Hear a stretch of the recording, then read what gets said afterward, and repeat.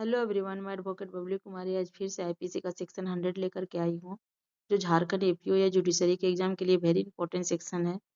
तो चलिए इस वीडियो को स्टार्ट करते हैं और साथ में जानते हैं कि आईपीसी का सेक्शन 101 हमको क्या बताता है।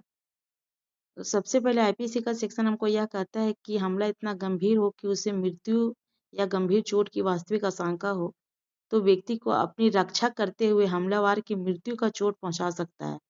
यानी सेक्शन 100 हमें यह बताता है कि सामने वाला पर्सन अगर किसी की मृत्यु करने का या उसके मेन 6 पॉइंट है, अगर 6 पॉइंट के अंतर्गत उसे किसी भी पॉइंट्स में उसे यह लगता है कि सामने वाला इस तरह के कार्य करेगा तो उसकी डेथ कॉज कर जाएगा और डेथ कॉज करने पर उसे किसी भी तरह के न्यायालय उसे पनिशमेंट नहीं देगा।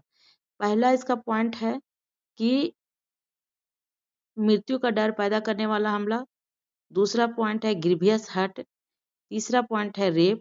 चौथा पॉइंट है किडनैपिंग और पांचवा पॉइंट है रॉन्गफुली कन्फाइनमेंट। 6 पॉइंट है एसिड अटैक।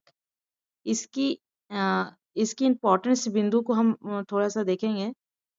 यह केवल तब लागू होगा जब बचने का दूसरा तरीका ना हो। यानी किसी का डेथ कॉज हम तब कर सकते हैं जब सामने वाला के द्वारा किए गए ऑफेंस के साथ हम दूसरा कोई ऑप्शन नहीं रहता है मुझे बचने का, और तब उस परिस्थिति में हम डेथ कॉज कर सकते हैं। इसके इलस्ट्रेशन से पूरे अच्छे से समझ में आ जाएगी। इसके इलस्ट्रेशन हमको बताता है कि राम पर श्याम चाकू लेकर हमला करता है।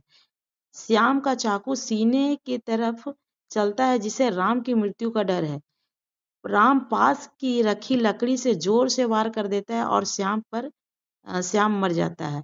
यहाँ सेक्शन राम को दोष मुक्त करेगा क्योंकि उसको जान बचाने का दूसरा कोई विकल्प नहीं था।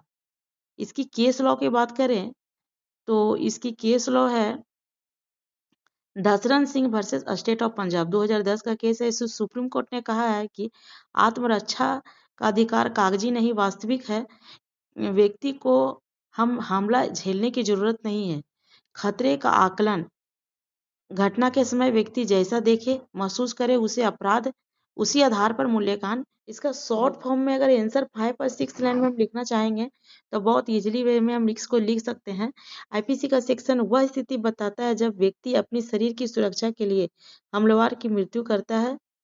यह तब लागू होता है जब हम हमला, मृत्यु, ग्रीवियस हर्ट, रेप, किडनैपिंग या रॉन्गफुली कन्फाइनमेंट का वास्तविक खतरा पैदा करें। सुप्रीम कोर्ट ने दशरथ सिंह वर्सेस 2010 में कहा है कि आत्मरक्षा वास्तविक अधिकार है और व्यक्ति को परिस्थिति के हिसाब से कार्य करने का अधिकार है।